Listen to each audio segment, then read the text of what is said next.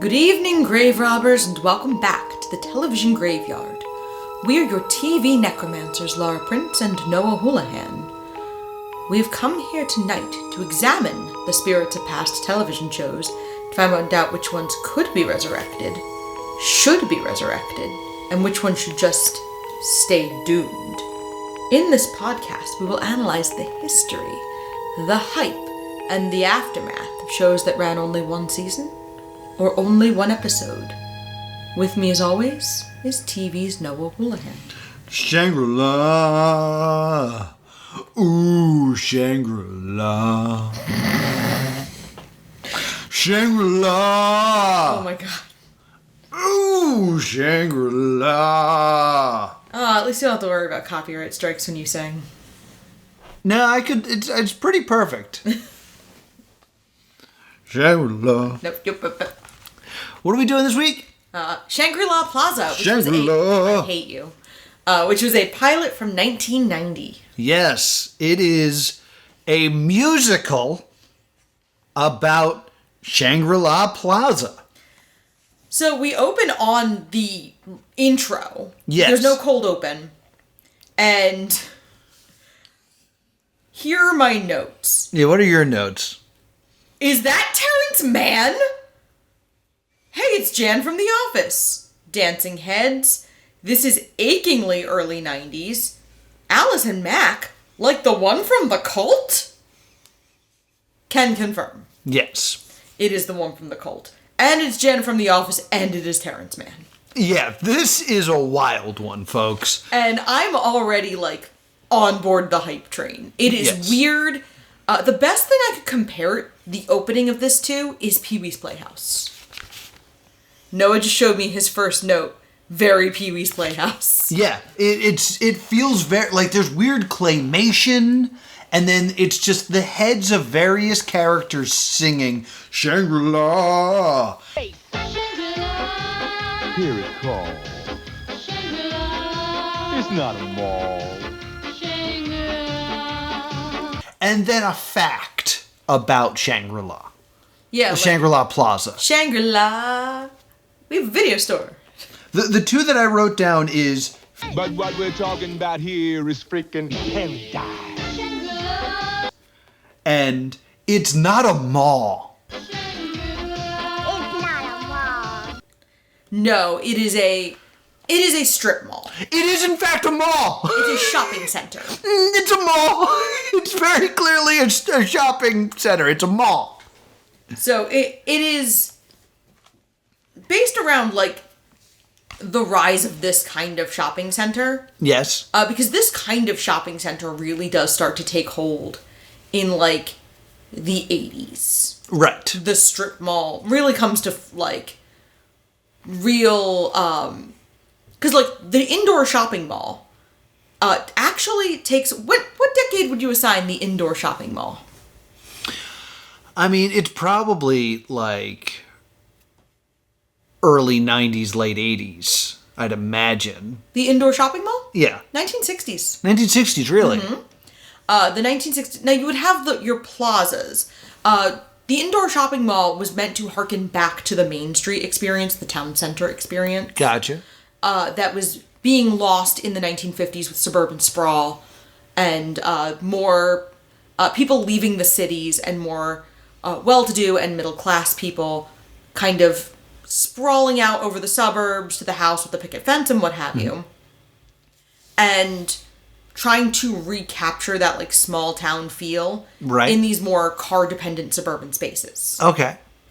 I actually do study this sometimes. Right. So this kind of shopping center, this store with a bunch of other stores, really starts to take off in the 80s. Into the late 80s. Okay. It's definitely... the design of this particular shopping center is very pastel. Mm-hmm. So, they... After, I want to say, a very long intro. Yes. The intro song goes on for quite some time. And, as a spoiler, includes two people we do not see in the show. There's a woman with long dark hair that we never meet, who's clearly supposed to be like a sex pot character based on how she presents. And then a blonde guy that reminds me of one of the guys from Smosh. Okay. So yeah, this intro it goes Shane on. Top. Yeah. Which, by the way, if you search blonde guy from Smosh, it tells you immediately who it is. So we get this very long intro, and we open on these two mechanics, one of which is asleep under the car. We don't see either of them. They're being ADR'd. Yes. As they're under the car, and they sing a song for 2 sentences, and then dialogue starts. We told Mr. Johnson we'd have his car back by 1 o'clock sharp. Oh, Dad called. He wants us to fix his radiator this weekend. And then they go back to the song, which is a very confusing structure. So this is essentially a sung-through musical, which was in vogue in this time period. So we are looking at a time period where the biggest musicals are things like Cats, Les Miserables, Phantom of the Opera, your mega musical, Right. which all also tend to be sung through in the style of a rock or pop opera. Or Phantom of the Opera, more of a traditional opera. Meaning that there's basically no dialogue that is not sung.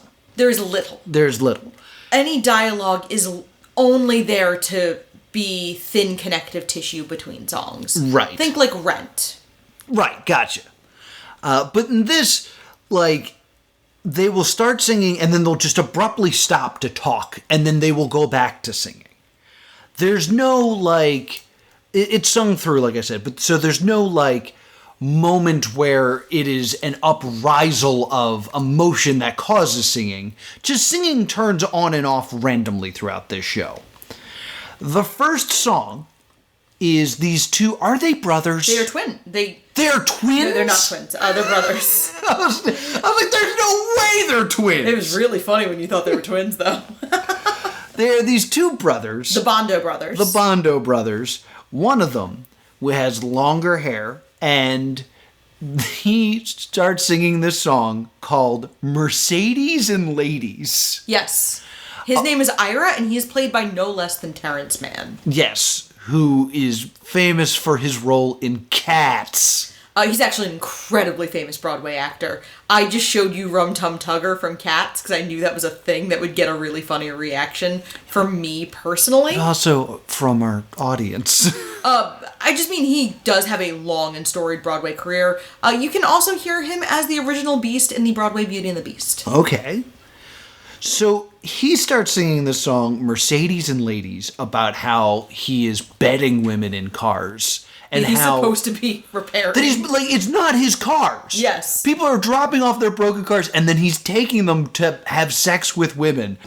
Mercedes and ladies, they won't get you nowhere. They took me where I wanted to go last night. And then I have in all caps here, wait, this isn't a kid's show? Because based on that intro, I was like, oh, this is going to be like a Kids Incorporated fun. Here we're singing almost like the Elephant Show. So I actually have a note here. Who is the audience for this?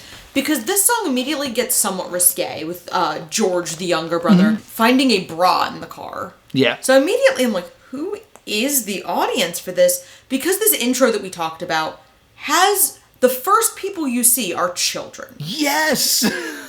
You don't see the adults until after you've seen 2 or 3 kids. So I think it's immediately confusing who this show is actually intended to be for. I think moving the kids to later in the intro would have probably served them very well. Oh, yeah. And he goes like... So George is a romantic, the younger brother, and Ira, the elder brother, is kind of a skirt chaser. Yes. He's a womanizer. Mm-hmm. We then meet Amy. Amy, who is a single mother. Yeah, she's played by Melora Hardin, Yes. who is best known as Jan from The Office nowadays. Yes.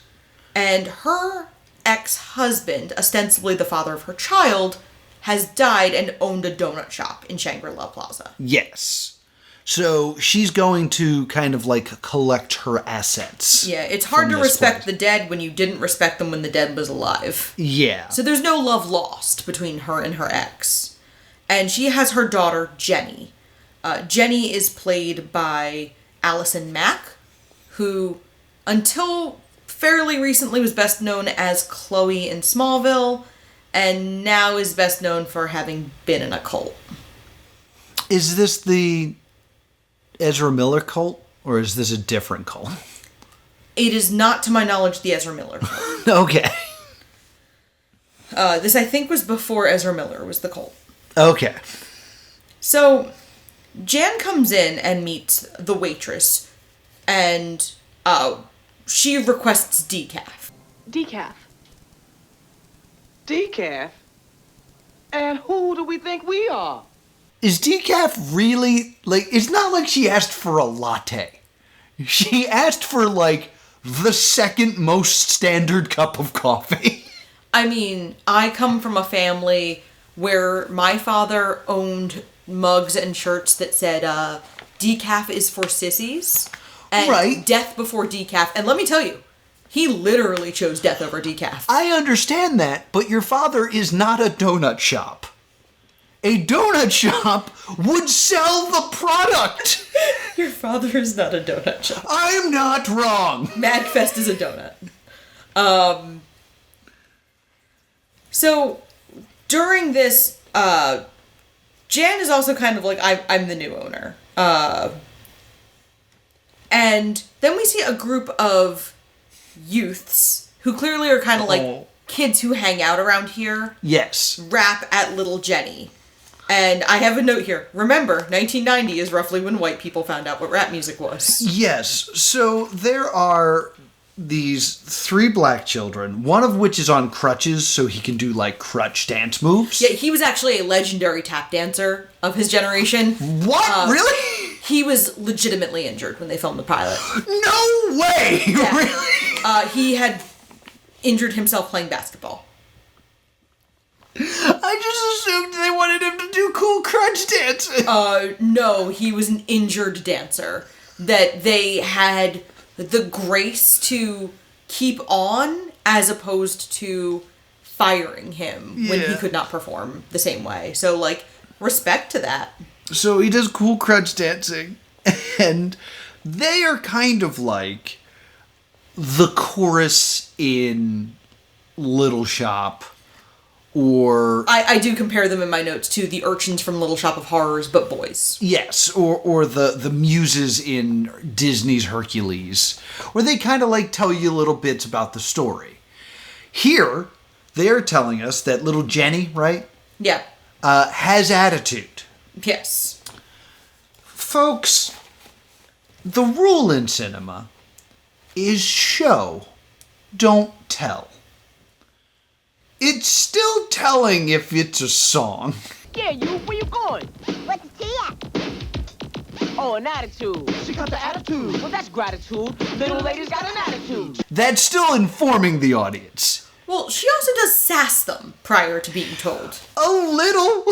Yeah. In comparison to the amount of time spent sassing and the amount of time explaining that sassing has taken place. I mean, I think what they are trying to establish is that Jenny, who is a tiny little child, is not in any way fazed by these 3 older kids who are not new to this shopping mall. She immediately just kind of like gives it back. She's a sassy little 90s kid. The thing that bugs me is the next scene does a way better job showing that she's a sassy little girl than this song yelling that she's a sassy little girl. I also think we're taking that time to establish this little Greek chorus as well. So then she goes and she like breaks into the mechanic shop. Yes. And starts to direct George and Ira on car repair. And George is very nice to her, but, like, doesn't want her to get hurt. She says, like, my dad just died. Me and my mom own a store now. And it immediately sets up. I'm like, oh, okay, they're gonna set up her with one or both of the brothers. What gets me about this scene is they're trying to fix this car. She comes in and says something like, I think it would be a lot easier if you just remove the fan bolt protector, slip it under the butterfly bolt, and pull up the slack with a 3/4 socket wrench. and they're like, oh, she's right. Fascinating. And then she jumps into a car, and they're like, all right, give it some gas. And she gives it some gas, and the car starts. And the guy goes, where'd you learn how to do that? Turning a key is pretty easy. I think the fan belt thing should have been the thing that was really surprising. Well, they also, like, Ira encourages her to rev the engine, and George is like, no. And Ira's like, nah, do it. And then Amy, who is Jan from The Office, starts to look for Jenny. Now that we've conveniently established that Amy is single and very much not grieving, Yes. both men see her through the haze of the car smoke. Yes. And she thanks them for watching Jenny, and then they respond with a perfectly harmonized, no problem. That's the whole song. That's my note, is sorry, no problem. That's the whole song. George is immediately in love with her. Ira tries to deny that he's attracted to her because he doesn't think she would be into his non-monogamous lifestyle. Right. And he doesn't like the way he feels. And then I don't know exactly what happens here, but my next note is stay tuned, 6 seasons in a movie. Well, there's two things I want to point out that I find especially interesting. Is one, there is a rotating sign outside of this garage that they're working on. On one side, it says, tune-up. On the other side, it says, yogurt. Yes. Oh, spinning yogurt sign. Are they mechanics that also sell yogurt? Yes, there is a frozen yogurt shop. That they sell? I suppose. But they're covered in car! We also don't see the video store that much. It would be, and then it ends with like a really good shot of the two men that is only ruined by tune-up yogurt. Tune-up yogurt. And then we see the youths again, and that's when I make the Little Shop of Horrors comparison in my notes. Yeah. And they sing a song called Two Cars, One Space. Yes. The mom and the two brothers. Get it? And Daddy was the donut king. And then we get my favorite line in this movie. That's what I figured. Mommy, did Daddy go to heaven? No. No. Which is like 6 seasons in a movie. Jenny watches the employee work. She is a very famous jazz musician. This is her only major screen credit. Oh, really? Yes. But she is a very successful jazz musician. Carmen Lundy, who plays Geneva. Geneva is the name of the waitress. It's a shame that this is her only film credit because she's fantastic in this. She has an amazing voice. Yes. Her song, however, is just about making donuts. Like, it could be a Dunkin' Donuts commercial. She sings a very 1990 version of what baking can do from Waitress. Throw it in the basket, 2 steps back. That's how you make the donut hole.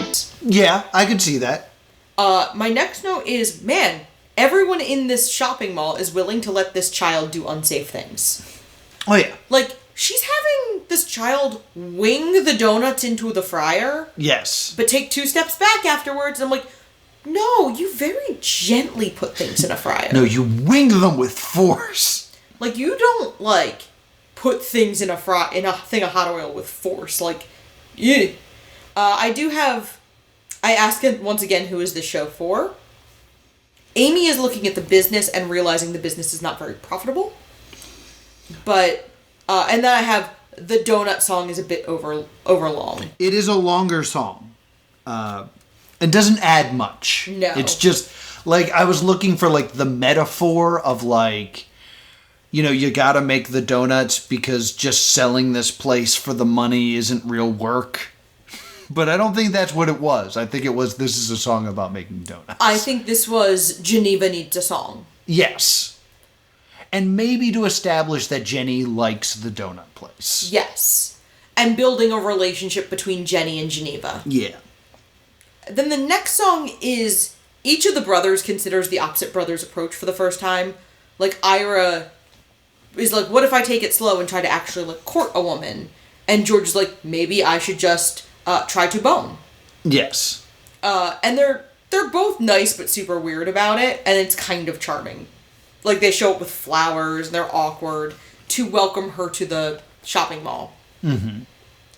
And Amy says she's not staying, she wants to take Jenny and move to Paris with the donut shop money. Yes.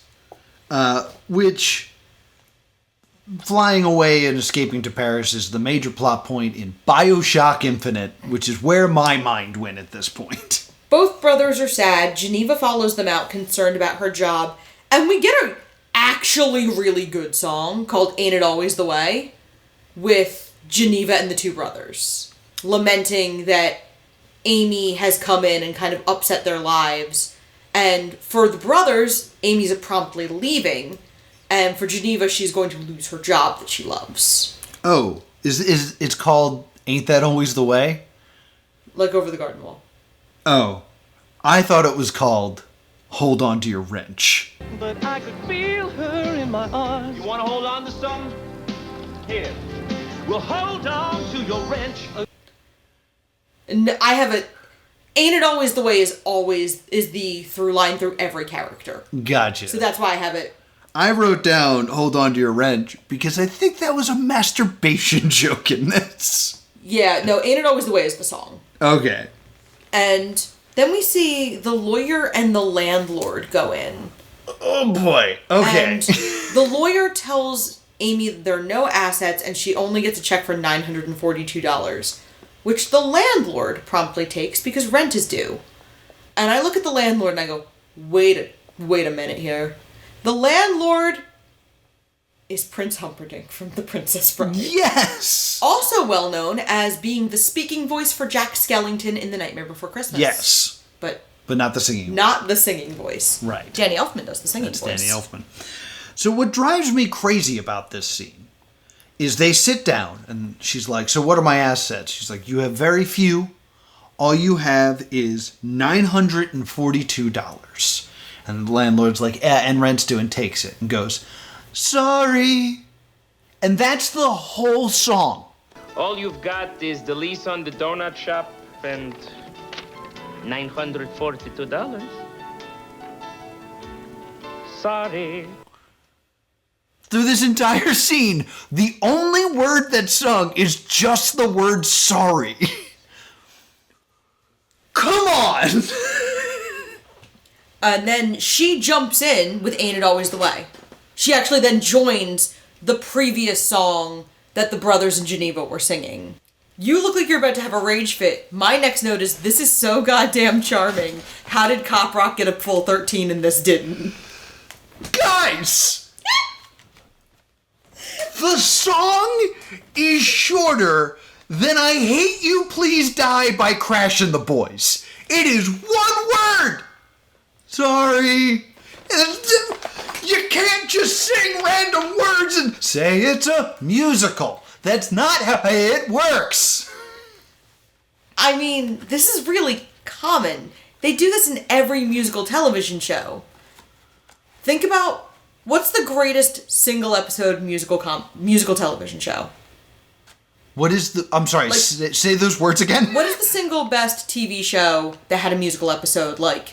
Buffy. Yeah, they got the mustard out. No. First off, they sang more than the word mustard. It wasn't, they got the mustard out. And the plot point of that is they are walking past an entire song. The music is diegetic in that, Because the demon is actually making them do that. If they had stuck around, they could have heard the... This is like if the demon that cursed everybody also had like ADD and was just like, that's enough for a song. Now we're over here. Songs are more words. Why am I wrong? My God, Cosette, I heard a cry in the dark and the shout of angry people in the street. That is so many more words than sorry. But what I'm saying is, having that, like, little bit of weird connective tissue is completely normal for that type of musical. Like, Company is largely sung through. Company does have those little scraps of dialogue between. Right. This has little scraps of songs around dialogue. I mean, I love musicals, and I'm clearly so much less bothered by what you are arbitrarily assigning as the rule of a musical. I think songs should be multiple words. That is my platform. I think songs should be multiple words.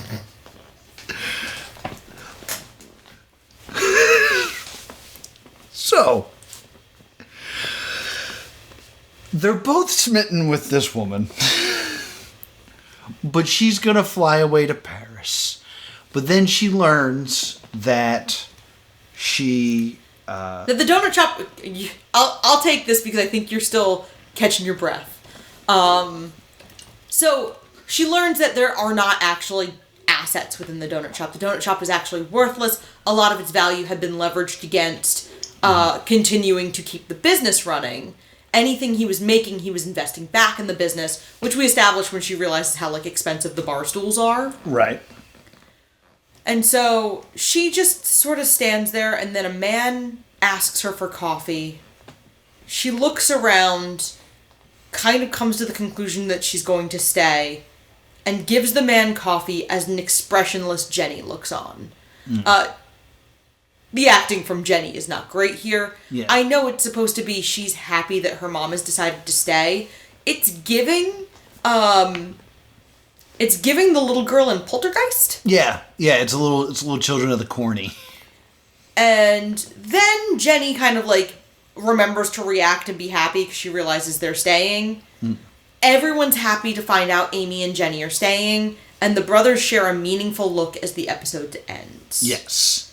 The end credits look like a stage, has a curtain call, even, like, with the like, if you've ever seen, you don't see this as much in professional theater, but if you go see your friend in community theater, after the bows, after the last company bow, you'll often see them kind of, like, dancing a little bit. Mm-hmm. You do see it, I know Back to the Future, two of the ensemble members would do a different 8 count as the curtain fell every night. Right.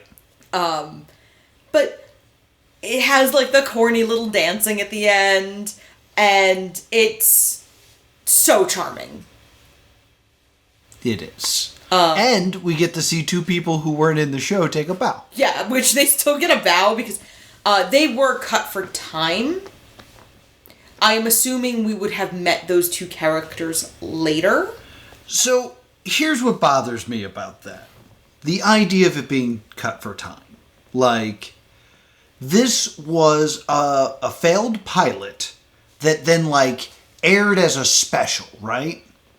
Yes, as CBS was wont to do. Yeah, they'd be aired its first and only airing on July 30th, 1990.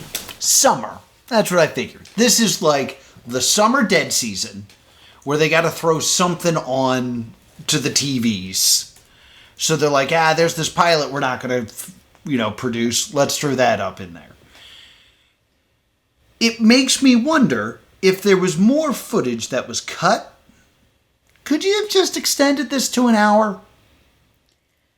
See, I'm not sure, because I'm going to assume they just needed to cut... I'm going to guess those 2 characters were not really as heavily involved in the A-plot. And so to cut them, you probably ended up with, like, an awkward amount of time. Yeah, I could see that, because, like, this does also, in a way, tell a complete story. Like, I could see being like, oh, this is the start of the story, and every week we're going to hear about, Jenny's adventures at Shangri-La Plaza. But also, you could take it as, this is a short story of a woman whose husband died. She thought she was going to move to Paris. She's disappointed she's not, but she's accepting her new life at the donut shop. That is kind of like a complete story. Perhaps the story of the video shop owner was not as complete, would have just felt like a loose end. That's entirely possible. But I'd also like to argue how long that intro sequence was. And if maybe we cut that down a smidge, and maybe we cut down that donut song a smidge, maybe we still could have included them. Just a thought. Cutting songs is a little more complicated, because you would have had to essentially probably cut and reshoot the songs. Because you would have otherwise noticed a noticeable cut in music. Right. So, I'm sure that's kind of part of it. I think the theme song you could have just faded out a little early. And maybe we wouldn't have gotten important plot points like, it's not a mall, when it's clearly a mall. I loved this. I am fueled by your dislike of it. I will give you $5 American if you can tell me what horror icon the director and writer of Shangri-La Plaza played. What horror icon? Yes. The writer and producer played? Writer and director. Writer and director played a horror icon. Yes. I will go with Leatherface. Michael Myers. He's one of the shapes? He is the original 1978. Really? And then returns for the 2018, 2021, and 2022 Halloween trilogy. That makes sense, because there's that one scene where Michael Myers is chasing and you hear him go,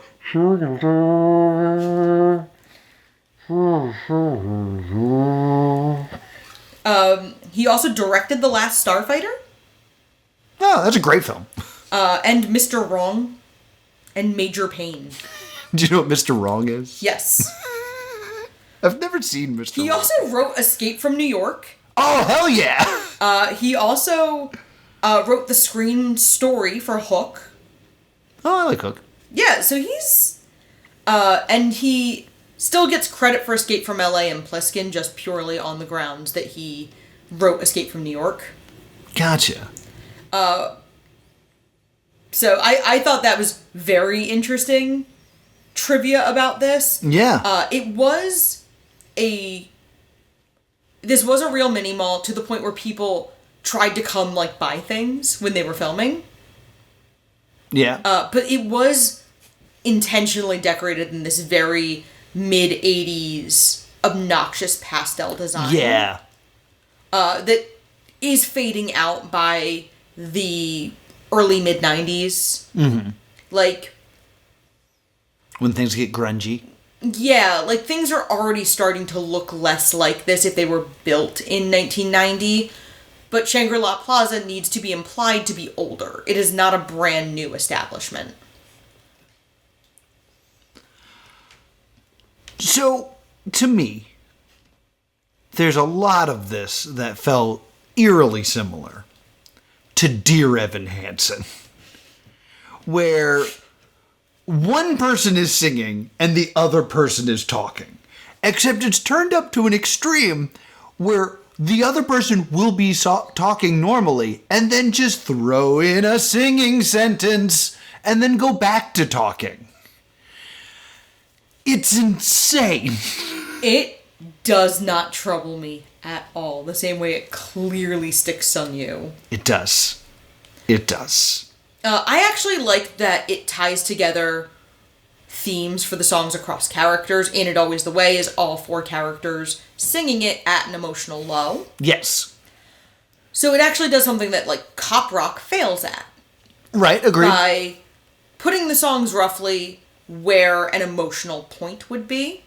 Instead of we haven't had a song in a while? Yes. So, this was the same season as Cop Rock. That is bonkers to me. And this is the one that only got one episode, huh? Yeah, there was a second one? There's a second episode of Shangri-La Plaza? No, I would have absolutely led with that. I'm trying to find... I found something that there were three musical shows the same season. Oh, there's a trifecta? So Shangri-La and Cop Rock and a show called Hull High, which would have been an NBC show. Hull High? Yes. The other two were picked up. Okay. None of them saw a second season. All right. So eventually we will have to finish the trifecta. Yeah, Hull High, 6 episodes aired. 8 were allegedly produced. And the theme music is partially composed by Kenny Ortega of Newsies and High School Musical fame. Oh, wow. So, Cop Rock was the same. And this also does have the rap Greek chorus, the same way Shangri-La Plaza does. Huh. So, I thought that was very interesting. Shangri-La Plaza was aired pretty much by the time it aired. The only way it would have gone to series is if the one airing of the pilot had really caught fire. Right. And Terrence Mann still catches crap about doing this pilot. Really? So, he is married to a Broadway actress named Charlotte Dumbois. And at one point, Melora Hardin did a show with Terrence Mann's wife. And Melora Hardin was like, I love your husband. I had so much fun doing that pilot with him. And someone apparently, every so often, people will go, hey, Terry, let's watch Shangri-La Plaza. And Terrence Mann's response is, and this is a quote from LA Magazine, quote, "Aw, fuck, here we go," unquote. So, it was one of those shows that got like a little... I love Summer of 2020 for research for this show. Right. Because I feel like a lot of the shows we do, people were like writing stuff about in Summer of 2020. Yeah. The only things I can find that are not from the contemporary airing of it did not get great reviews, is from a Los Angeles Magazine article from Summer of 2020. That makes sense. The Los Angeles Daily News hated it. The New York Times didn't even, or the LA Times didn't even review it. I did really enjoy it. So what's your verdict? Oh, stay tuned. Yeah. I would have had so much fun with this one. I think, legitimately, I think this exact concept and this exact show could work as a streaming series in the 2020s. Like a musical that centers around like an offbeat location, like a weird shopping center. Right.